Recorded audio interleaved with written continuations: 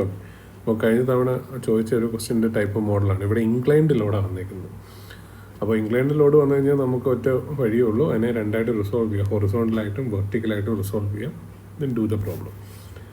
അപ്പം ഈ ക്വസ്റ്റ്യൻ വന്നു കഴിഞ്ഞാൽ ഇത് ആദ്യം വരയ്ക്കാൻ ശേഷം ഫ്രീ ബോഡി ഡയഗ്രം പോലെ നമ്മൾ എന്ത് ചെയ്യുക, ഒന്നേന്ന് ബീം വരയ്ക്കണം. അപ്പോൾ ഇവിടെ റിയാക്ഷൻ വരയ്ക്കുമ്പോൾ നമ്മൾ കാര്യം ശ്രദ്ധിക്കണം. നമുക്ക് ഈ ഫിക്സഡ് പോയിന്റിൽ ഫിക്സഡ് ഹിഞ്ച് പോയിന്റ് വരികയാണെങ്കിൽ ഇവിടെ മാത്രമേ ഹൊറിസോണ്ടലും വെർട്ടിക്കലും റിയാക്ഷൻ വരത്തുള്ളൂ. അപ്പോൾ രണ്ട് റിയാക്ഷൻ ഉണ്ടാവും. ഒന്ന് RI എന്ന് പറയുന്ന പോയിന്റിൽ വെർട്ടിക്കലും മറ്റൊന്ന് ഹൊറിസോണ്ടലും ഉണ്ടാവും. ശ്രദ്ധിച്ചാണെങ്കിൽ ഇത് ഈ കേസിന് മാത്രം ഇംഗ്ലണ്ട് ലോഡ് വരുമ്പോൾ മാത്രമേ നമ്മൾ ഉപയോഗിക്കപ്പെടുന്നുള്ളൂ. ബാക്കിയൊരു കേസിൽ എടുക്കുന്നില്ല. RAH എന്നെടുക്കും, അതേപോലെ RAV എന്നെടുക്കുകയാണ്. ഇതാണ് ഇതിനകത്ത് ചോദിക്കാവുന്ന ഏറ്റവും മാക്സിമം ലെവൽ എന്ന് പറയുന്നത്. ഇനി ഇതാ ഇവിടെ റോളർ സപ്പോർട്ട് നമുക്ക് തിയറി പഠിച്ചിട്ടുണ്ട്. റോളർ സപ്പോർട്ടിൻ്റെ ഭാഗത്ത് ആ സർഫസിന് പെർപെൻഡിക്കുലറായിട്ട് മാത്രമേ ലോഡ് വരത്തുള്ളൂ. അപ്പോൾ നമ്മുടെ സർഫസ് ഇവിടെ ഹൊറിസോണ്ടലാണ് വരച്ച് വെച്ചേക്കുന്നത് അല്ലേ. അപ്പോൾ അതിന് പെർപെൻഡിക്കുലറാണ് RB ഉണ്ടാവും. This is A case. ഇനി എക്സ്റ്റേണൽ ലോഡുകൾ ഓരോന്ന് വരയ്ക്കുക. 15. അപ്പോൾ ദാ ഞാൻ ഈ 30 കിലോ ന്യൂട്ടൺ എന്ന് പറയുന്ന ആളെ രണ്ടായിട്ട് റിസോൾവ് ചെയ്ത് നമുക്ക് വരച്ചേ പറ്റും. ഒന്ന് ഹൊറിസോണ്ടലായിട്ടും മറ്റൊന്ന് വെർട്ടിക്കലായിട്ടും. ക്ലിയർ? അപ്പോൾ എല്ലാം കൂടെ വരച്ച് ബുദ്ധിമുട്ടാകുന്നില്ല. അപ്പോൾ അതിന് കമ്പോണൻറ്റ് ഇപ്പോൾ ആംഗിൾ 30 ഉണ്ടാവും. അപ്പോൾ ഇങ്ങനെ ഒരു കമ്പോണൻറ്റ് ഉണ്ടാവും, മറ്റൊരു കമ്പോണൻറ്റ് ഇങ്ങനെ ഉണ്ടാവും. അതേപോലെ അടുത്ത ലോഡ് വരുന്നതും ഇതേപോലെ അവിടെ നമുക്ക് 30 ഡിഗ്രി ഉണ്ട്. 25 കിലോ ന്യൂട്ടൺ നമുക്ക് രണ്ടായിട്ട് റിസോൾവ് ചെയ്യാറുണ്ട്, ഹൊറിസോണ്ടലായിട്ടും മറ്റൊന്ന് വെർട്ടിക്കലായിട്ടും. അപ്പോൾ ഇത്രയും കാര്യങ്ങൾ നമ്മൾ ചെയ്യാൻ പോവാണ്. അപ്പോൾ 15 കിലോ ന്യൂട്ടൺ ഇവിടെ എഴുതി. ക്ലിയർ? അപ്പോൾ ഇതാണ് 30 കിലോ ന്യൂട്ടനാണ് അയാളുടെ ഹൊറിസോണ്ടൽ കമ്പോണൻറ്റ്. ഹൊറിസോണ്ടൽ കമ്പോണൻറ്റ് കണ്ടുപിടിക്കാൻ നമുക്കറിയാം കോസ് തീറ്റ വാല്യൂ എടുത്താൽ. കാര്യം 30 ഡിഗ്രി തന്നിട്ടുണ്ട് അല്ലേ. അങ്ങനെയാണെങ്കിൽ ഈ വാല്യൂ 30 ഇൻറ്റു കോസ് 30 ആയിരിക്കും.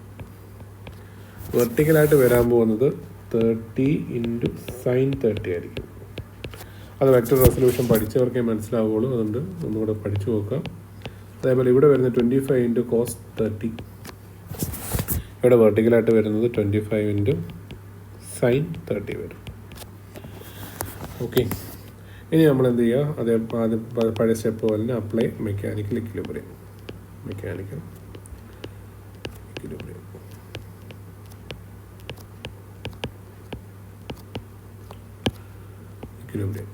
Okay. Force equal to sigma force equal to 0. അപ്പോൾ ഇവിടെ രണ്ട് ഫോഴ്സുകൾ നമ്മൾ കൺസിഡർ ചെയ്യും. ഹൊറിസോണ്ടലായിട്ടുള്ള ഫോഴ്സുകളുടെ സമ്മും 0 ആയിരിക്കണം, അതേപോലെ വെർട്ടിക്കലായിട്ടുള്ള ഫോഴ്സിൻ്റെയും സം 0 ആയിരിക്കണം. ആദ്യം നമ്മൾ ഹൊറിസോണ്ടൽ ഫോഴ്സസ് എടുക്കാൻ പോകും. ഹൊറിസോണ്ടലായിട്ട് നോക്കി ഇവിടെ RAH ഉണ്ട്, അത് നമുക്ക് അൺനോൺ ആണ്. അതുകൊണ്ട് അതേപോലെ എഴുതുക RAH, അതായത് A എന്ന് പറയുന്ന സപ്പോർട്ടിലുള്ള ഹൊറിസോണ്ടൽ റിയാക്ഷൻ. വേറെ എവിടെയും ഉണ്ടാവില്ല. ഇവിടെ വെർട്ടിക്കൽ മാത്രമേ ഉള്ളൂ അല്ലേ. ഇവിടെ വെർട്ടിക്കൽ മാത്രമേ ഉള്ളതുകൊണ്ട് നമുക്ക് ഒറ്റ അൺനോണേ ഉള്ളൂ ഹൊറിസോണ്ടലായിട്ട്. ഇനി മറ്റ് രണ്ട് ഹൊറിസോണ്ടൽ ഫോഴ്സ് ഏതൊക്കെയാണ്? ഇതും രണ്ടുപേരും നെഗറ്റീവ് എക്സ് ആക്സിസ് ഡയറക്ഷനിലേക്കാണ്. അപ്പോൾ അതുകൊണ്ട് -30 കോസ് 30 കോസ് 40 ആണ് ചെന്നങ്ങളെ. ഇത് 40 ഡിഗ്രിയാണ്, ഇത് 40 കേട്ടോ. ആദ്യം പറഞ്ഞ മാറിപ്പോയതാണ്. 40 ആണെങ്കിൽ 40. ഞാൻ ക്വസ്റ്റ്യനിൽ 40 തന്നേക്കുന്നത്, അപ്പോൾ ശ്രദ്ധിച്ചേക്കാം. 40 -25 ഇൻറ്റു കോസ് 30 എടുക്കാം. Clear? That should be equal to 0. അങ്ങനെയാണെങ്കിൽ RAH ഈസ് ഈക്വൽ ടു ഇത് രണ്ടപ്പുറം കൊണ്ട് നിങ്ങൾ കാൽക്കുലേറ്റർ ടൈപ്പ് ചെയ്ത് നോക്കിയാൽ മതി. കോസ് 40യുടെ വാല്യൂ എനിക്കിവിടെ ടൈപ്പ് ചെയ്യില്ല, അതുകൊണ്ട് നിങ്ങൾ ചെയ്ത് നോക്കാം. കോസ് 40 കോസ് 30യുടെ വാല്യൂ നമുക്കറിയാം. എന്ത് വരും? √3/2 വരുന്നുണ്ട്. അത് നിങ്ങൾ കാൽക്കുലേറ്റർ ടൈപ്പ് ചെയ്യുമ്പോഴത്തേക്ക് വാല്യൂ കിട്ടും. √3/2 കിട്ടും.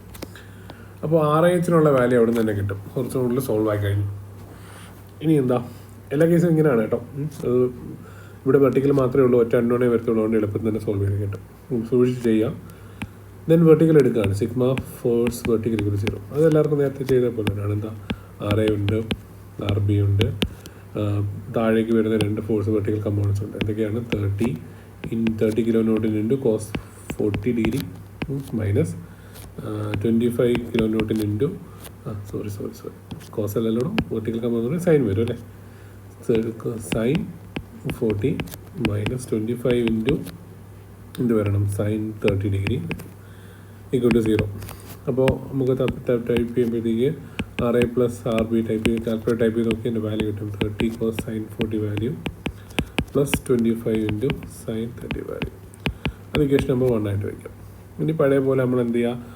മൊമെൻ്റ് എടുക്കാം. മൊമെൻ്റ് എടുക്കുമ്പോൾ ഒരു കാര്യം ശ്രദ്ധിക്കുക. മൊമെൻ്റ് അങ്ങോട്ടേക്ക് എടുക്കുമ്പോൾ ഈ ഹൊറിസോണ്ടൽ കമ്പോണൻറ്റുകൾ എന്ന് പറയുന്നത് എല്ലാം എവിടെ കൂടെ കടന്നു പോവാണ്, എയിലൂടെ കടന്നു പോകും. ആ ഡയറക്ഷൻ എങ്ങോട്ടല്ലേ? അപ്പോൾ അവർക്ക് ഡിസ്റ്റൻസ് ഉണ്ടോ? ഇല്ല. അപ്പോൾ നമ്മൾ വെർട്ടിക്കൽ കമ്പോണൻ്റ് മാത്രം എടുത്താൽ മതി എപ്പോഴും. വെർട്ടിക്കൽ കമ്പോണൻ്റ് ഡിസ്റ്റൻസ് എത്താൻ നോക്കാം. ഇവിടെ 6 മീറ്റർ ഉണ്ട്, ഇത് 3 മീറ്റർ ഉണ്ട്. ദെൻ ഇവിടെ 4 + 7 10 വരുന്നുണ്ട് അല്ലേ? 10 മീറ്റർ വരുന്നുണ്ട്.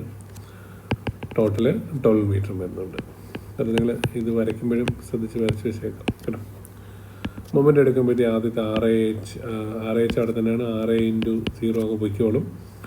+15 × 3 +30 sin 40 ആണ് ആ വാല്യൂ ഫോഴ്സ് അല്ലെ വെർട്ടിക്കൽ കമ്പോണൻറ്റ് ഇൻറ്റു 6 മീറ്റർ. അതേപോലെ 25 sin 30 degree into 10 metre -RB. കാര്യം ഇയാൾ തിരിച്ചാണ് റൊട്ടേറ്റ് ചെയ്യുന്നത്. -RB ഇൻറ്റു എത്ര വരും? 12 വരും. ദാറ്റ്സ് 0. അവിടെ നിങ്ങൾക്ക് എന്ത് കണ്ടുപിടിക്കാൻ പറ്റും? RB കണ്ടുപിടിക്കാൻ പറ്റും. അതെടുത്ത് ഇക്വേഷൻ നമ്പർ 1 ഇട്ട് കഴിഞ്ഞാൽ നമുക്ക് എന്ത് കണ്ടുപിടിക്കാൻ പറ്റും? RAH. ഇവിടെ RAH എന്ന് എഴുതിയിട്ടില്ല, RAH എന്ന് എഴുതാം കേട്ടോ. RA വെർട്ടിക്കൽ കേട്ടോ, വെർട്ടിക്കൽ. നമ്മൾ H കണ്ടുപിടിച്ച് കഴിഞ്ഞാലോ RA വെർട്ടിക്കൽ കണ്ടുപിടിക്കുന്നത് അതും കിട്ടും. അപ്പോൾ നിങ്ങൾ